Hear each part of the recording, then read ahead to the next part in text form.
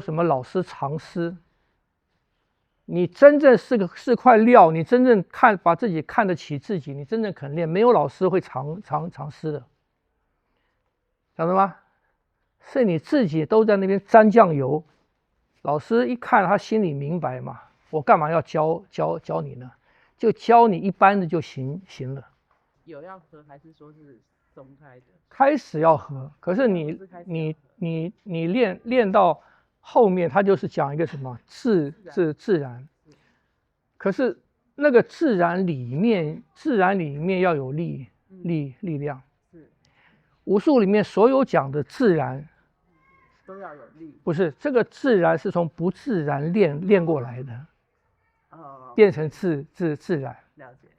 否则你不知道什么是自然，听不懂？了解。哎，就是先从勉强你坐正站正，什么东西正，这个时候是不自然的。对，因为人的自然是什么？人的自然是好逸恶劳嘛。人的自然是我不要用力嘛，是舒服嘛。可是舒服你呈现出来的反而是不自然的，所以先要在一个应该有的框架内，你先适应了这个框架，把这个框架变成自然。所以练所有的东西嘛，练所有的，为什么叫练呢？就是你开始绝对是不自然的嘛，不自然你才要去练啊，是不是？为什么要花几小时长时间练？因为原来的那个东西不是对的，你要去持续的练，去把这个不自然，你去练，就是因为它对你来讲是不自然的，就是要练习到回复到原来正确的结构。它要求的能力。每个东西它要求的能力是不一样的啊，所以学任何东西呢，都要有前面一段时间都是要什么，都是一种不自然的练习，都是一种不自然的练习，在规范内嘛啊，比方讲我们练乐器啊，你不管是钢琴的键还是吹管的那个按键，我们的自然是什么？我们的习惯是什么？就是食指、中指、无名指、小指嘛。那你弹钢琴，你的自然是什么？我们的自然是中指、食指最活啊，无名指跟小指最不活啊，不容易控制，是吧？所以对我来讲，用大指、食指、中指是最自然的，是不是这样子？可是你不能只用这3根指头啊。是不是？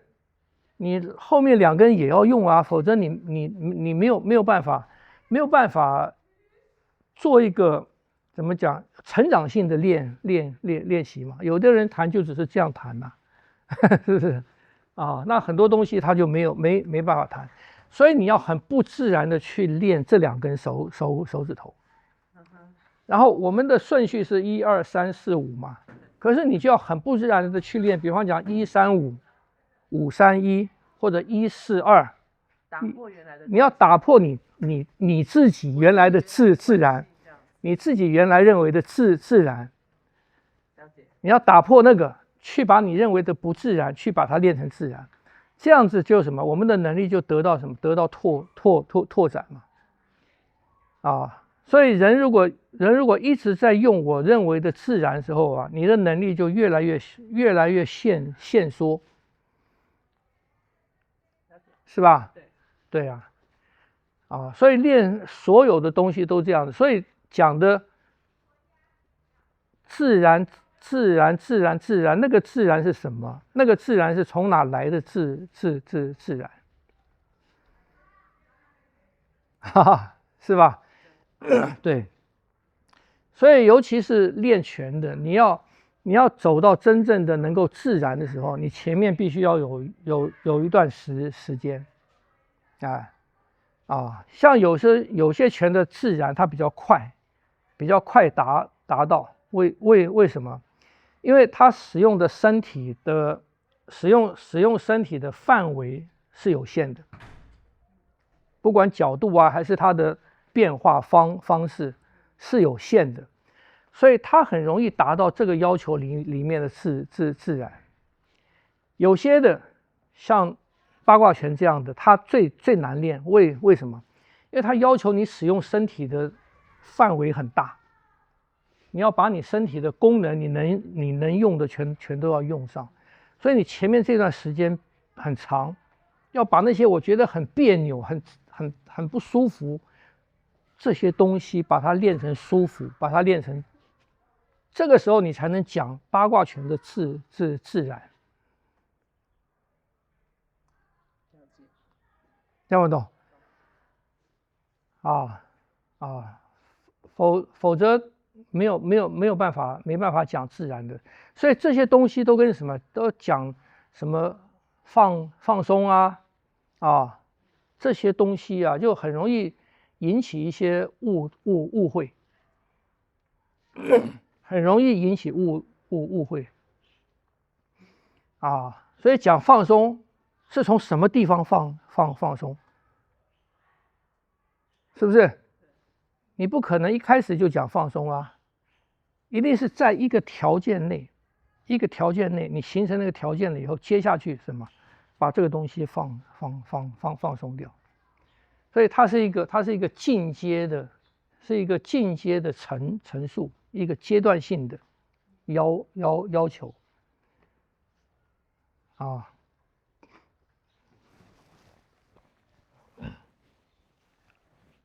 所以很多东西都要经过这一段。你说熟读唐诗300首，不会吟诗也会吟。那个不会吟诗，你虽然没有学过什么平仄啊，你不会吟诗，可是你就一出口你就出来像诗了，是不是？为什么？因为前面熟读唐诗300首。你熟读了300首唐诗，那里面的韵律，那里面的文字音韵使用的那个惯性感觉，已经吃进去了，变成你的自然了。所以你一张口就是那个，就符合那个唐诗的那个韵律跟惯性的。晓得吗？这就是以前学习、以前念书啊，不跟你讲，不跟你解释，你就是背。小孩子的时候，你就是背。那现在的人是说我不懂，我根本不知道我在背什么。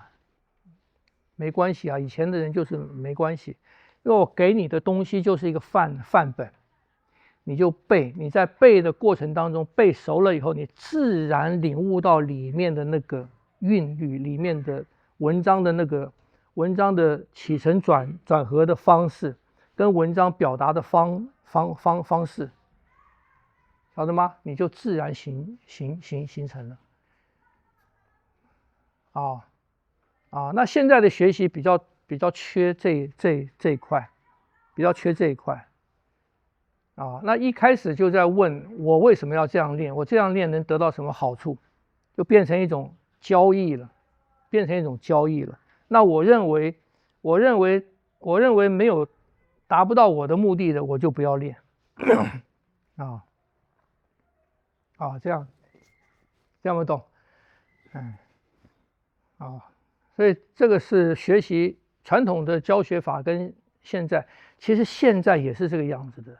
现在真正的教学，真正在训练那些有天分的人，或者愿意学习的人，还是照以前这个方式教的，只是大部分的都不是什么，都不是设定为我在一开始在学的时候，或者学3年5年内不设定他会成为精英，只是在玩。只是在玩的时候，像我这种去学钢琴，我就是玩嘛，我不可能再像小孩子那样子，一个拜耳练10年，是不是？像我们这种的，我们就是挑我自己需要的练，就这样子嘛。所以我们学的东西有一个东西为主的东西，你就要照正规的来，以这个为主体。然后旁边的东西是什么？是掺和，是掺和，掺和的你就挑能够去丰富你的主体的东西来学，来练啊啊，这样会懂？哎，这样也给你们一个参考了。你们有小孩，将来现在或者将来有小孩子的，就是哦，这个也不能讲谁对谁错，但是就是什么，就是比方教小孩子，就是让小孩子快乐学习，不要给孩子压力，他喜欢学什么就学什么。然后说，哎呀，我这个对小孩子不要求他活得快乐就好，这是一种。这种的背后，这个父母背后，这个父母他对这个孩子他是怎么看这个孩子的？他对这个孩子有没有什么期望？就他对这个孩子没有很高的期望的。以前的教育是我教育这个孩子，是希望他长大以后比方讲对社会、对国家，甚至基础对家庭、整个家族是有帮助的，是不是这样子？他对孩子的期望是这个样子的，所以会要求的严。那现在很多父母对孩子没有这个期望啊，你过得过得快乐就好啊，对这个孩子没有任何他可以他可以成为一个我们讲精英，成为精英的期望没有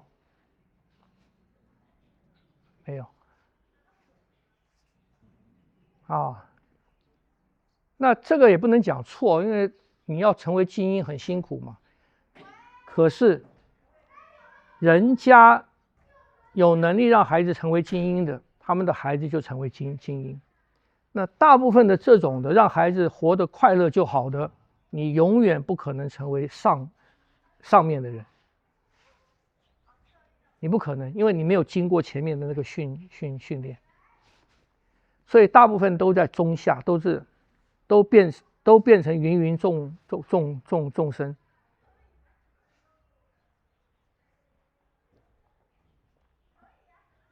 听不懂啊？所以我听到很多父母这样子，就我背后心里面我就看看那个孩子，为什么你父母认为你一辈子平庸？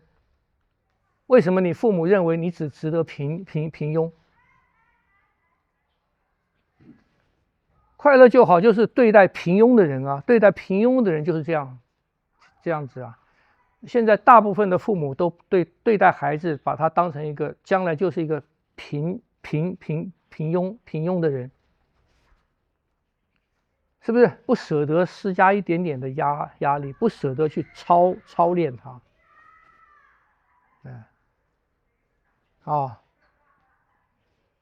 不经过操练不可能的，不可能成为那个顺便跟你们介绍，最近在看一本书，就是那个巴西柔术那个家族叫什么啊？什么？哎，对，格雷西家族。我在看那个第二代，就是现在很有名的，打很多冠军的那个，我看他的一个传啊，还没看完。他的父辈，他的爸爸跟他的叔那一辈，他们就日本人到那边，他们学了这个了，他们就把他们家族设定为我的孩子都要成为什么？都要成为最棒的战士。他们不是纯粹练武的，他们要成为战士，格雷西家族的战士。所以他是有计划的生孩子，你知道吗？他两个都有好几个老婆，老婆不是因为需要老婆是因为他要生孩子，他们生了20-30个孩子，然后都是用那种训练战士的方式，从小操练，书都不读，不喜欢到学校念书的就不要念了，就在家里每天就在那个场子上面每天操练，所有的跟他们格雷西家族要建立起来的这个武术、这个柔术有关的知识、有关的训练，通通从小做起，一直到大，这个格雷西都把自己当成一个战士，当成一个战士这样子训练所以他从小对这个孩子的看他的将来，看他的将来，就是要成为什么格雷西家族的荣誉。当然，里面有很出色的，有并不是很出色的那到了第二代，就是格雷西，就是叔叔的这个，他对他的孩子就没有这样的要求了。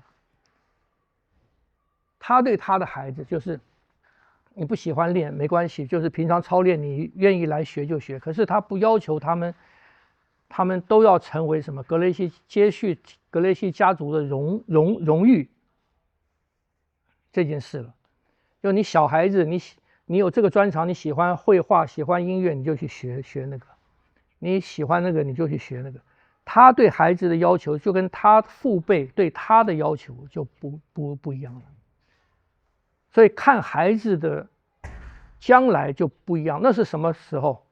是他们移民到美国去。移民到美国去以后，他们家族的凝聚力就没有那么强了，他们的价值观就慢慢变了。在巴西的时候，因为巴西很混乱，他们在街头长大，面临那个毒贩啊、黑帮啊什么很多。到美国去以后，人的可能性变多了，所以他们对孩子的，可是喜欢去学习其他东西的，他尽他的可能给他们去接受最好的训练、最好的教育让他们的能力能够得到最好的发挥。所以每一代，当他的环境不同，他接触的文化不同了以后，他对孩子的要求、对孩子的期望也变了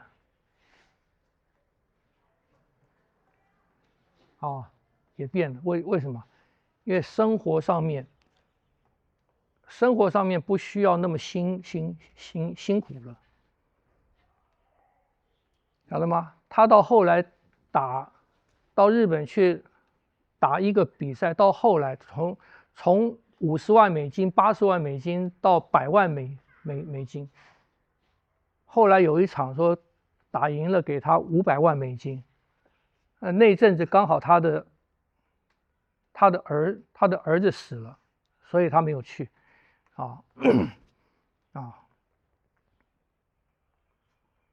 所以这个东西就是父母对你的看法是什么，然后你对你自己的看法是什么嘛？所以对自己的看法，你如果认为我就是一辈子平庸，那你对待自己的训练、对待自己的学习，你就是用一个平庸的方式。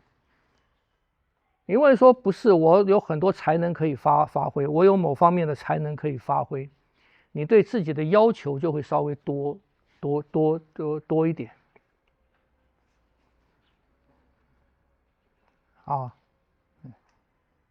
所有的人都是这样看的。你要学东西，你要学音乐，你去找一个老师或什么，老师看你的行为，看你练习的态度，看你的什么，老师知道你对你自己的看法是什么，然后你对你自己看得低，老师就很松的教，他不会给你很多的要求的，晓得吗？你如果很练习的很勤奋，他知道你对自己是有要求的，这个老师对你就会教的什么？教的比较用心啊，好了吗？所以讲教学这个东西啊，它是相对的。